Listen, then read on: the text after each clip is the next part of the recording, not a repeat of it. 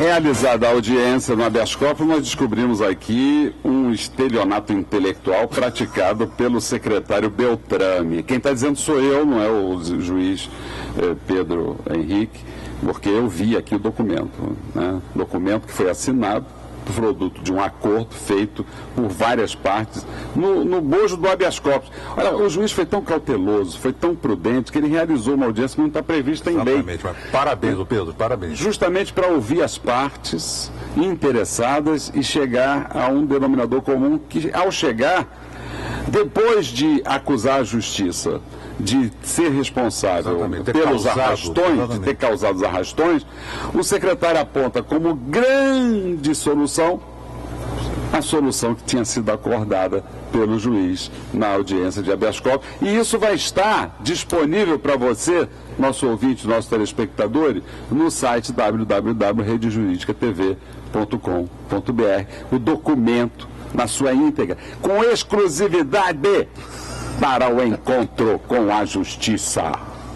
Continue aqui, doutor Pedro. Como é que chegou a essa conclusão? Então, aí, na primeira audiência do habeas corpus, eu determinei que na segunda audiência, marquei uma nova audiência, a Polícia Militar, o alto comando da Polícia Militar, junto com a Prefeitura Municipal e a Polícia Civil e dito pela Prefeitura também, a Guarda Municipal, trouxesse um plano de atuação conjunta. Este plano de atuação conjunta foi apresentado na segunda audiência. Basicamente, vai ser disponibilizado, é muito grande, mas basicamente o plano de atuação conjunta envolvia 3 ações importantes.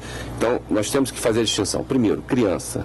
Criança até 12 anos incompleto, na nossa concepção, não tem o direito de ir e vir sozinho. Criança vai, e é claro que tem o direito de ir e vir, mas vai ou deixa de ir onde seus pais ou o seu responsável, né, dizem que ele tem que ir ou deixar de ir. Criança não pode andar sozinho na rua, criança não tem discernimento para andar sozinho na rua.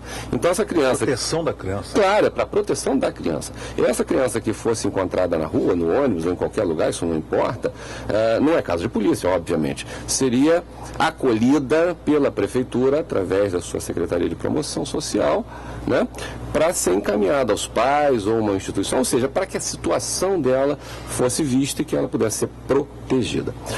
Quanto aos adolescentes, nós temos que fazer 2 distinções: o adolescente não infrator e o adolescente infrator. O adolescente não infrator, obviamente, tem o direito de ir e vir. Claro que tem, assim, como se imaginar que um adolescente não pode ir e vir porque não está com documento ou não está com dinheiro, não se pode fazer uma presunção de que a pessoa vai praticar um ilícito. Isso não tem lugar nenhum. Isso é um desrespeito à nossa população. Em especial, eu vou chegar lá, que isso talvez seja o mais importante, em especial a população mais pobre. E os infratores, obviamente, aos infratores o rigor da lei. O rigor da lei no sentido de serem apreendidos e encaminhados para uma instituição que deve ser educativa. Por quê? Porque a população precisa entender que essas crianças voltam.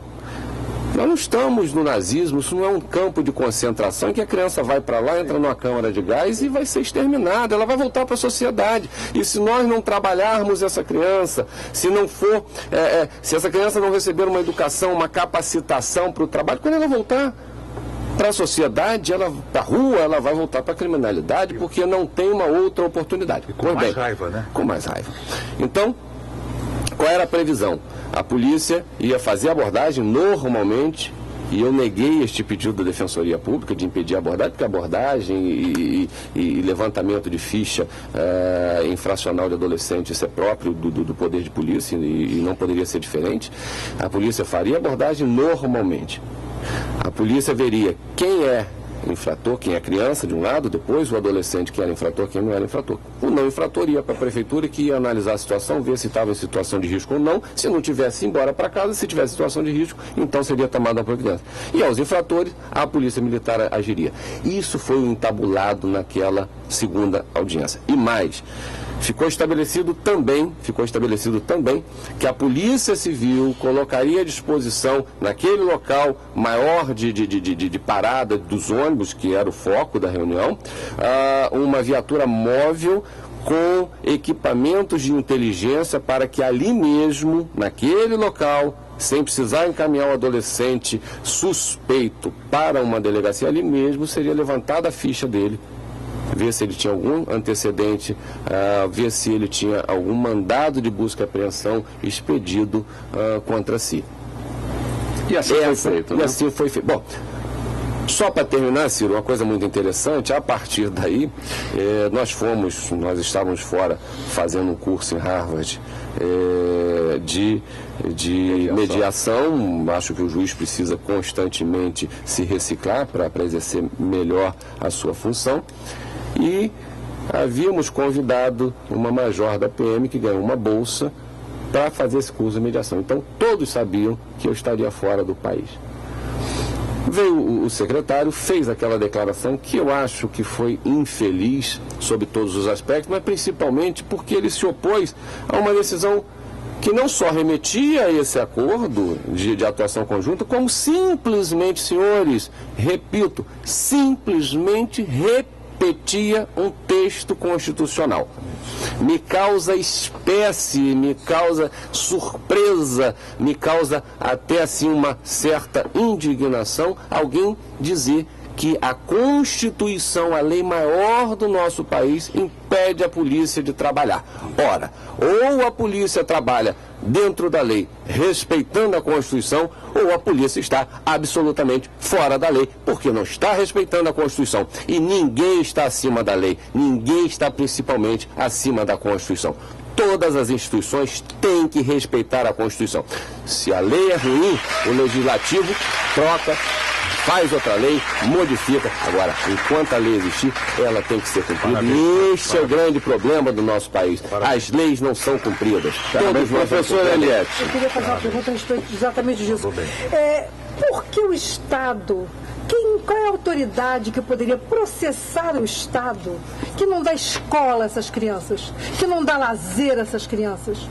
Como é que isso pode acontecer? Uma criança que mora em Madureira, que mora em Jacarezinho, não pode ir à praia em Copacabana. Por que ele quer a praia em Copacabana? Porque não tem nada para se fazer no Jacarezinho. Tem polícia lá atirando neles. Então, por que o Estado não é processado? Qual é a autoridade que teria que obrigar o Estado a dar escola, lazer, cultura para essa gente? Como é que é isso? O Ministério Público está aí, né, Pedro? Exatamente. As pessoas têm... Deveria ser. As pessoas têm assim, uma mania muito grande de falar assim, porque a justiça é isso, porque a justiça é importante que as pessoas tenham conhecimento do papel da justiça, né? A justiça é inerte. O que significa isso? A justiça só pode agir quando é provocada. E nós temos os órgãos, as instituições com atribuição para provocar o judiciário. Nessa sua pergunta seria o Ministério Público. O Ministério Público que deve fiscalizar e, eventualmente, entrar com uma ação civil pública, com uma ação popular, se a verba pública estiver sendo mal administrada, enfim.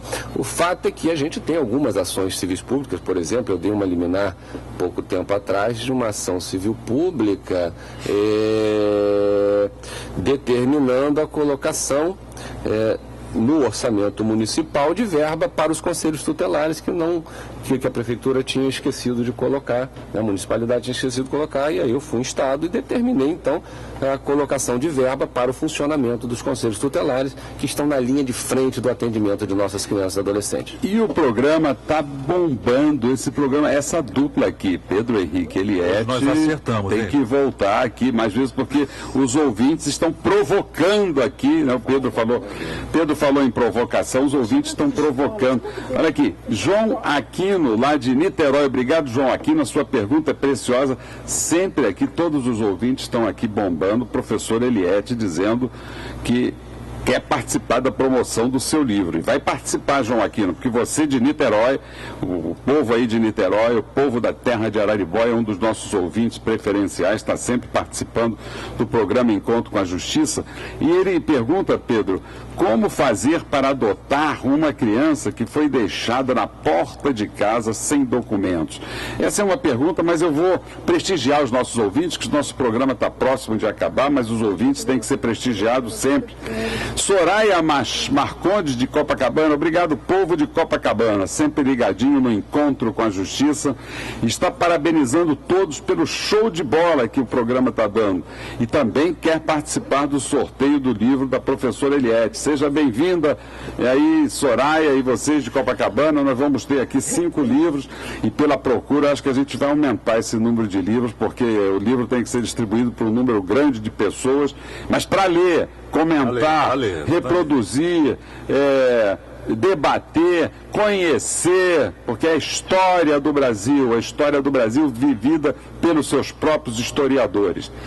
E hoje na Zona Sul, uma pergunta, Pedro, junto com essas duas ouvintes aqui também, do Cegadas Viana, Zona Sul e Centro, um dos problemas mais visíveis é o uso de solvente inalado por criança. Eu tenho saudade desse tempo do solvente, Cegadas. Hoje a coisa, o buraco é mais embaixo.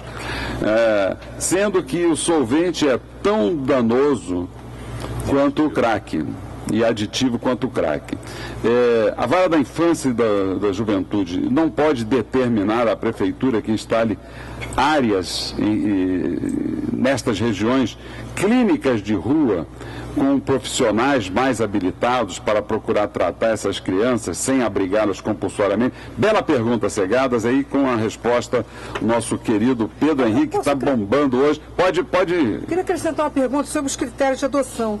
Tá? Quer dizer, a pessoa entra e diz, eu quero adotar um nenenzinho, né? Quer dizer, eu acho o seguinte, antes, a pessoa que quer adotar, por que vocês não fazem assim? Bom, o que nós temos é isso, é como as cartas de baralho que você tem na mão, né? Você tem que jogar, você tem aquelas cartas. Então você apresenta, olha, nós temos isto aqui. Escolha, por favor, neste critério. Você não pode uma pessoa pegar, eu quero um nenenzinho louro de olho azul, eu quero um garotinho marronzinho de olho castanho. Sabe, quer dizer, eu acho que... O que vocês acham de fazer uma coisa assim? Olha, o que nós temos é isso. Ponto. É isso. E mostrar, então, o pai ou a mãe ou a pessoa, né, que quer adotar a criança, o que há para ser adotado. E não deixar o cara sonhando durante 5, 10 anos com um garotinho marronzinho de olho azul, verde. Poxa, para com isso. Então, respondendo a primeira pergunta, se a criança é abandonada sem documentos, sem nada, ela deve ser encaminhada para o juizado e as providências serão tomadas, vai ser feito um registro de nascimento com os dados disponíveis, se não tiver dado nenhum, então vai constar lá que não tem dados, mas nós vamos atribuir um nome, vai ser só o nome, Pedro, Ciro, Rogério, Eliette, enfim. E aí o processo vai correr normalmente. Isso me trouxe aqui uma vontade de fazer um pedido e prestar uma informação que eu acho extremamente relevante. Você, mãe, você, mulher, que está grávida, que pretende ou que não pretende criar seu filho, não abandone. Abandonar o filho é crime. Abandonar o filho é crime. Entregar o filho no juizado não é crime, é um ato de amor e de respeito a essa criança. Se você não quer ser reconhecida, não quer que saibam que você estava grávida, que você teve esse bebê, não tem problema. Pode ir no juizado, lá corre em segredo de justiça. Ninguém vai saber que você entregou essa criança. Sua família não vai saber, se você não quiser, sua família não vai saber, o namorado ou qualquer coisa que o vale. Agora, não abandone a criança, porque essa criança corre risco de vida e você comete um crime, pode ser presa por isso, né? Então, assim, fica o meu pedido, você que está grávida e não quer ficar com a criança, vá ao juizado, pode ir antecipadamente, que nós, inclusive, vamos lhe auxiliar no pré-natal, vamos lhe encaminhar para fazer os exames necessários para garantir a sua saúde e a saúde do bebê que você está esperando. E depois você entrega essa criança. Bom, esse é um aspecto. O segundo aspecto, ainda na adoção, nós não podemos simplesmente informar e, de certa forma, induzir a pessoa a escolher esse ou aquele perfil por um motivo muito simples, né? A adoção, num primeiro momento, ao meu ver, é um ato de interesse pessoal. As pessoas adotam porque querem suprir ilicitamente e de forma extremamente natural a sua vontade de ser mãe ou pai. E elas têm um sonho e nós temos que respeitar esses sonhos. Até porque, assim, quando você impõe determinado padrão, aquele enlace, né? Eu sou pai de uma criança de 4 anos e eu assisto muito desenho animado, né? Impossível não assistir. Acabei de assistir agora Transilvânia, que é um filme muito, muito interessante, eu indico. Curta, tem essa fase que passa logo. Exatamente, estou fazendo propaganda aqui, mas não estou recebendo nada por isso não, tá, gente? Não sou garoto de propaganda. Mas lá tem assim, quando os protagonistas se apaixonam, eles falam que rolou um tchan.